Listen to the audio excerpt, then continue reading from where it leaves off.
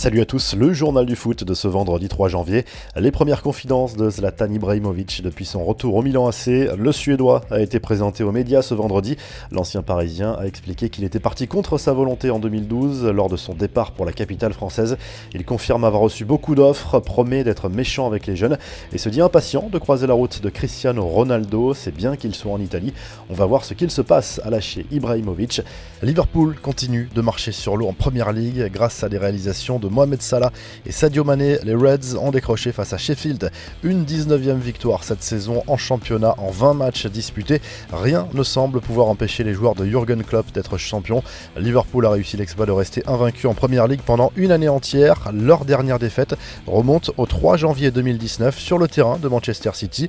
Leonardo Jardim règle ses comptes une semaine après avoir été viré par l'AS Monaco. Le technicien portugais a accordé une interview à l'équipe dans laquelle il a souhaité rétablir certaines vérités et évoque notamment les fortes indemnités de départ qu'il a touchées en moins d'un an et demi. 8 millions d'euros la première fois en 2018 et une somme s'en approchant pour ce dernier licenciement.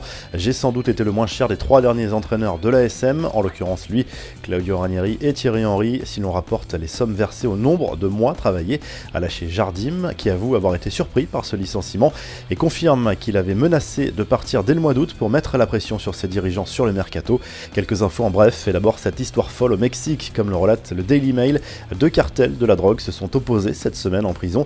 Ce qui devait être un match de football symbolique a tourné au drame. Après un violent tacle, tout a dégénéré. Il y avait des armes à feu dans la zone et au moins 16 personnes sont mortes. Les forces de l'ordre ont mis près de 3 heures à reprendre le contrôle de la situation. Retour en France, alors que les rumeurs se multiplient ces derniers jours concernant l'avenir de Moussa Dembélé, annoncé notamment dans le viseur de Chelsea et de Manchester United. L'OL a publié un communiqué pour réaffirmer que le buteur français ne quittera pas Lyon cet hiver. Contraint d'être opéré de la cheville, Paul Pogba pourrait finalement manquer au moins 6 semaines de compétition avec Manchester United, selon le Daily Mail, qui assure par ailleurs que le Français est revenu trop tôt et a joué blessé contre Watford et Newcastle.